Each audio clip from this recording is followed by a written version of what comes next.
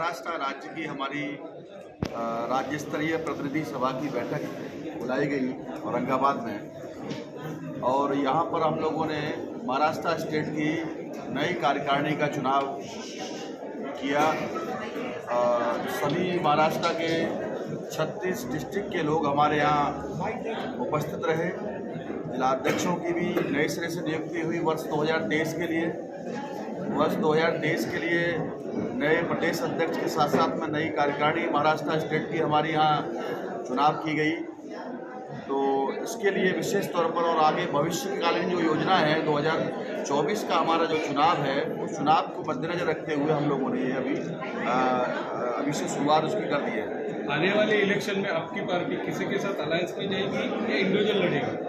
लोकसभा है, विधानसभा है? देखिए, पहले तौर पे तो हम लोग सभी 543 सीटों पर अपने खुद के दम पर लड़ाई लड़ रहे हैं। अभी हमारे पास बहुत सारा वक्त है।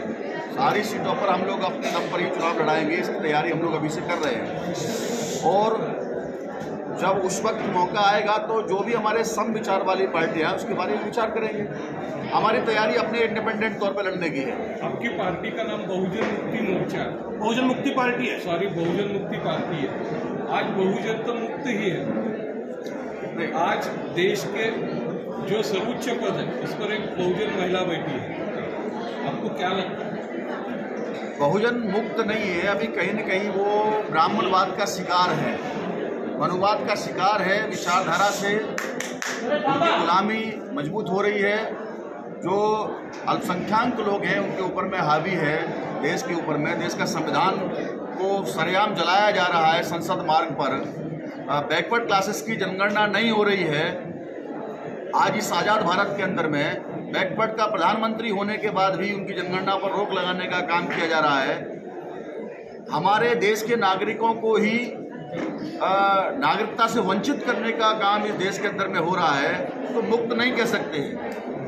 ये कहीं न कहीं जो सत्ताधारी पार्टियां हैं, जो शासक जातियां हैं, वो हमारे बहुसंख्यक लोगों के ऊपर में आज भी उनके ऊपर में पीड़ा देने का काम कर रही हैं, उनको दुख देने का काम कर रहे हैं। वो लोग शासक सत्ता में बैठे हुए सत्ता का दुरुपयोग कर रहे हैं, और इस तरीके से वो उनको ही मुक्त कराने के लिए, मनुवाद से मुक्ति दिलाने के लिए, और जो मल्टी फोल्डर गुलामी है हमारे समाज की बहुसंख्यक लोगों की, बहुजनों की, चाहे वो शेड्यूल कास्ट के लोग हो, चाहे वो शेड्यूल ट्राइब के लोग हो, या बैकवर्ड क्लासेस के लोग हो, जिनकी तादाद बहुसंख्याक में है, उनके पढ़ने लिखने का अधिकार, नई शिक्षा से ही वंचित करने का काम चल रहा है।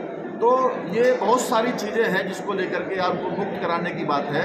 बाबा साहब अम्बेडकर के द्वारा बनाए हुए संविधान को अक्षरशः लागू करने की बात है। उसके लिए बहुजन मुक्ति पार्टी देश के अंदर में लड़ाई लड़ रही है। अगले साल में कर्नाटक और स्टेट में भी इलेक्शन होने वाला है। क्या आपकी पार्टी वहाँ भी राज्य में इलेक्शन? जी, बिल्कुल सही कहा आपने। इस साल में जनवरी से लेकर के और दिसंबर तक 9 स्टेट का चुनाव है। अभी इस वक्त हम लोग यहाँ बैठे हुए हैं, और हमारी पार्टी ने नॉर्थ ईस्ट के अंदर में मेघालय, नागालैंड और त्रिपुरा के अंदर में भी अपने कैंडिडेट उतारे हुए हैं। वहाँ हमारा चुनाव चल रहा है 3 स्टेट का अभी। तो उसके साथ साथ में मई में कर्नाटक स्टेट का चुनाव है। नवंबर में मध्य प्रदेश, छत्तीसगढ़ के अलावा मेघालय का भी चुनाव है, मिजोरम का चुनाव वहाँ होने वाला है। और दिसंबर में आते आते साउथ इंडिया का एक बड़ा स्टेट है तेलंगाना, महत्वपूर्ण स्टेट है, और राजस्थान का इलेक्शन है नॉर्थ में। तो इस तरीके से 9 स्टेट का चुनाव है। सभी जगह हमारी पार्टी जो है तैयारी कर रही है, और चुनाव हमारी लड़े जा रहे हैं। सत्ताधारी पार्टी हो या अपोजिशन पार्टी हो, बहुजनों के वोट पर ही राजनीति उनकी चलती है। आज आपकी एक पार्टी का इन्वॉल्वमेंट इसमें हुआ है, ये वोट डिवाइड होता नहीं है उससे? आपको क्या लगता है? नहीं, वोट डिवाइड नहीं होता है। वोट को अभी गुमराह किया जा रहा है।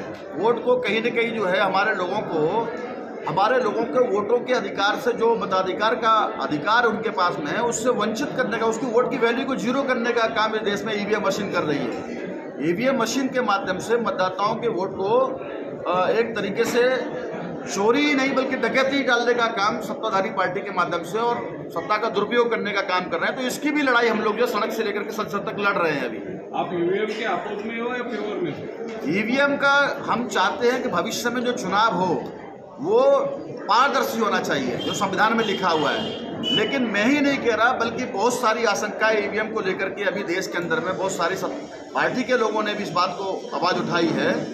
और वो चुनाव फ्री, फेयर एंड ट्रांसपेरेंट होना चाहिए, जो कि नहीं हो रहा है। जब इलेक्शन कमीशन इस बात पर बात करती है, सब पार्टियों को बुलाती है, तब आप अपना ये क्यों नहीं रखते पक्ष? वो केवल अपना मत रखने का काम करते हैं। सुप्रीम कोर्ट के सामने एक भी साक्ष्य चुनाव आयोग के द्वारा नहीं दिया गया है। वहाँ किसी भी सवाल का जवाब, जो सवाल पूछे गए हैं, ये देश में बहुत बड़ी ताकत रखने वाले वामन मेश्राम जी के द्वारा कश्मीर से लेकर कन्याकुमारी तक यात्रा निकाली गई, बीच में लॉकडाउन लगा कर उसको ब्रेक करने का काम किया, वो मंजिल तक नहीं पहुंचने दिया, फिर दोबारा से अभी उन्होंने कन्याकुमारी से लेकर के कश्मीर तक जाने का फैसला लिया। 26 जनवरी से भारत के संविधान लागू हुआ, जिस दिन से उन्होंने लागू करने का फैसला लिया, मगर वहाँ पर भी उसको रोकने का काम किया। तो देश के अंदर में जो असल मुद्दे हैं, उस मुद्दों से भटकाने का काम जो है ये लोगों के माध्यम से होता है। तो अभी हम लोग चाह रहे हैं कि जनता को जागृत किया जाए इस विषय में, और जनता फैसला करेगी। वर्ल्ड में सबसे बड़ी लोकशाही अपने को माना जाता है, हिंदुस्तान को माना जाता है। अपन हुकुमशाही की तरफ जा रहे हैं। किसकी? हुकुमशाही की तरफ अपन बढ़ रहे हैं। नहीं, डिक्टेटरशिप के ऊपर में वर्तमान जो सत्ताधारी पार्टी है वो अपने मनमर्जी फैसले ले रही है। नोटबंदी का फैसला हुआ, आज की देश व्यवस्था की पूरी रीढ़ की हड्डी टूटी हुई है आज की पूरी तरीके से। तो जो भी फैसले इन्होंने लिए वो सारे के सारे गलत फैसले हुए। चाहे वो किसानों का कानून की बात हो, MSP पर कानून बनाने के लिए हजारों किसान को मौत के घाट उतारने का काम इस सरकार ने किया, बीजेपी सत्ताधारी पार्टी ने किया, जो केंद्र में भी सरकार है, महाराष्ट्र में भी सरकार है उन लोगों की। तो ऐसे बहुत सारे गलत फैसले, और ये उनको रियलाइज भी हुआ जब पब्लिक सड़क पे उतरती रही, आंदोलन करती रही, बाद में उनको अपनी बात से मुकर करके दोबारा से उसको वापस लेना पड़ा।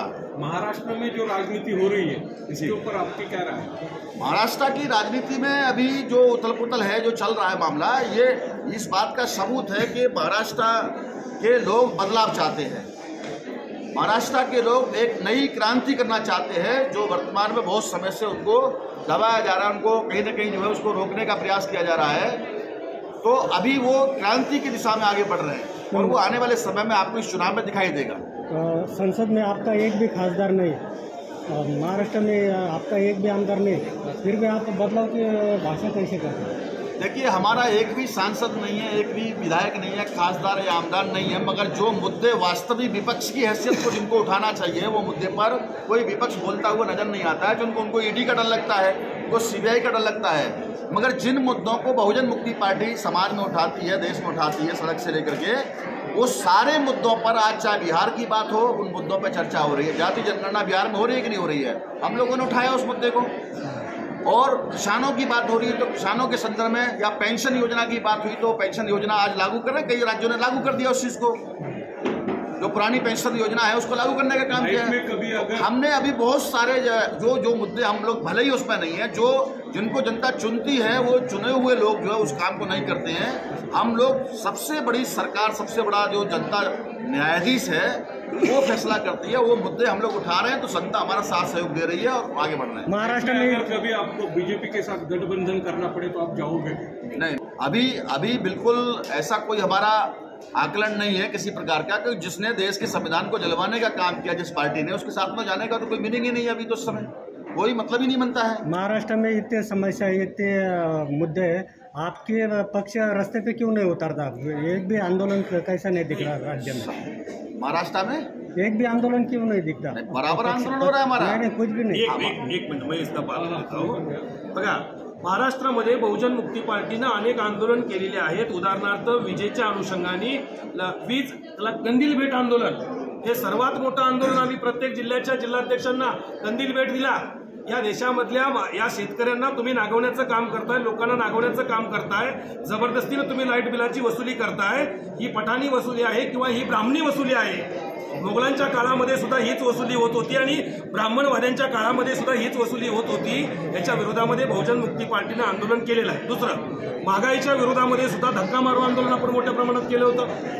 याच्यानंतर साथीयो लॉकडाऊनच्या काळामध्ये शेतकऱ्यांना भाजीपाला विकण्यासाठी टाइम वाढवून मिळावा म्हणून आम्ही भाजीपाला फेकू आंदोलन केलं होतं। तुमचे पत्रकार आहेत, तुम्ही पत्रकार आहात, परंतु तुम्ही रस्त्यावरती जे लोक लढत आहेत त्यांच्या बातम्या देत नाही, तुम्ही नेत्यांच्या बातम्या देता, तुम्हाला दिसत नाहीये। औरंगाबाद आम्हीच लढत आहे, ऐका, 1 वर्षापासून बहुजन मुक्ती पार्टीची परिवर्तन यात्रा काढून मी फिरत आहे. तुमच्या औरंगाबादमध्ये मी 2 वेळा येऊन गेलो. एकाही पत्रकारांनी तुमच्या बातमी लावली नाही. सगळ्यांनी नोट करून नेलं. नोट करून सगळ्यांनी नेलं, लावली नाहीये. तुमचे लोक याचा अर्थ आमच्यापर्यंत पोहोचण्यात कमी पडतात. तुमचा संपर्क नाही. याचा अर्थ असा आहे, आम्ही अनेक वेळेला पत्रकारांना इन्व्हाइट करतो, अनेक पत्रकार येतात, परंतु आम्ही जे मुद्दे उचलत आहे ते लावण्याचं डेअरिंग पत्रकार करत नाही, कारण त्यांचे संपादक त्यांना अगदी लावू देत नाहीये असं अनेक पत्रकारांनी मला सांगितलंय. औरंगाबाद की संभाजीनगर हा मुद्दा सध्या आमच्याकडे औरंगाबाद जिल्ह्यात जोरदार आहे. यावर आपलं मत काय? औरंगाबाद जिल्ह्याचं हे जे औरंगाबाद जे नाव आहे याला काहीतरी इतिहास आहे आणि हा इतिहास पुसून टाकण्याचा काही डाव करणारी लोक आहेत. आता याला संभाजीनगर जर करायचं असेल तर मग प्रत्येक जिल्ह्यामध्ये तुम्ही असं करणार का? उदाहरणार्थ राष्ट्रमाता जिजाऊ साहेबांनी जे पुणे वसवलं त्याचं नाव तुम्ही जिजाऊनगर करणार का? किंवा अनेक जिल्ह्यामध्ये तिथं त्या लोकांनी आपली प्राण प्रतिष्ठा कामाला लावून त्याला जपलेलं आहे, त्या प्रत्येक जिल्ह्याचं नाव बदलणार का? जिल्ह्याची नावं बदलून विकास होणार आहे का? रिअलिटी विकास करायचा. औरंगाबाद महापालिका सोबतच अनेक ठिकाणी स्थानिक स्वराज्य संस्थेच्या निवडणुका आहेत. तुमचा पक्ष त्या निवडणुकाला सामोरं 100% लढणार आहे. आम्ही अनेक जागेवरती आम्ही तयारी करत आहे. प्रत्येक नगरपालिका, नगरपंचायत, नगर परिषदा, महानगरपालिका, जिल्हा परिषद, पंचायत समिती, आता आपण बघितलंच असेल की अनेक ग्रामपंचायतीमध्ये अनेक आमचे पॅनल निवडून आलेत. उदाहरणार्थ जळगावमध्ये सर आमचे जे बीजेपीचे जे हे आहेत गिरीश महाजन, त्यांच्या सासरवाडीमध्ये आम्ही त्यांचं पॅनल पाडलं. दुसरं यवतमाळ डिस्ट्रिक्टमध्ये दिग्रज नावाचा तालुका आहे, तिथं काँग्रेसचे माजी प्रदेशाध्यक्ष ठाकरे साहेब, माणिकराव ठाकरे यांच्या बहिणीचं पॅनल आम्ही पाडलं. पूर्ण आमची सत्ता आहे तिथं. शहरामध्ये BSP आहे, बहुजन, परत रिपब्लिकन पार्टीचे अनेक गट आहे, त्यांच्याशी अलायन्स होऊ शकतं का तुमचं? येणाऱ्या काळामध्ये बहुजन समाजातल्या सर्व लोकांना एकत्र घेऊन आम्ही मोठ्या प्रमाणामध्ये लोकांना एकत्र करण्यासाठी कामाला लागलोय. कारण जोपर्यंत आता 2 मिनिटापूर्वी आदरणीय आमचे राष्ट्रीय युवा अध्यक्ष आदरणीय डॉक्टर अनिल कुमार माने साहेबांनी सांगितलं होतं, समविचारी लोकांना घेऊन महागठबंधन केल्याशिवाय बीजेपीला परास्त करणं शक्य नाही. जर बीजेपीला परास्त करायचं असेल, बीजेपीला हरवायचं असेल तर महागठबंधन होणं गरजेचं, नुसतं गठबंधन नाही, महागठबंधन होणं गरजेचं आहे. त्यासाठी आम्ही प्रयत्न करत आहोत. प्रकाश आंबेडकरांनी उद्धव ठाकरेंबरोबर युती केली, याचा मतावर बहुजन मतावर काय परिणाम होईल, काय वाटतं? बहुजन मतं म्हणजे प्रकाश आंबेडकर नाही आणि प्रकाश आंबेडकर म्हणजे बहुजन मतं नाही. बहुजनांना बहुजनाची लढाई लढणारं नेतृत्व पाहिजे. ते ना उद्धव ठाकरे बहुजनाची लढाई लढत आहेत, ना प्रकाश आंबेडकर बहुजनाची लढाई लढत आहे. बहुजन मुक्ती पार्टी बहुजनाची लढाई लढत आहे. खऱ्या अर्थानं बहुजन मुक्ती पार्टीमध्ये बहुजन या नुसता शब्द नाहीये, तर रियालिटी बहुजनाची लढली जात आहे. ते उद्धव ठाकरे बी लढत नाहीत, प्रकाश आंबेडकर बी लढत नाही. धन्यवाद. धन्यवाद.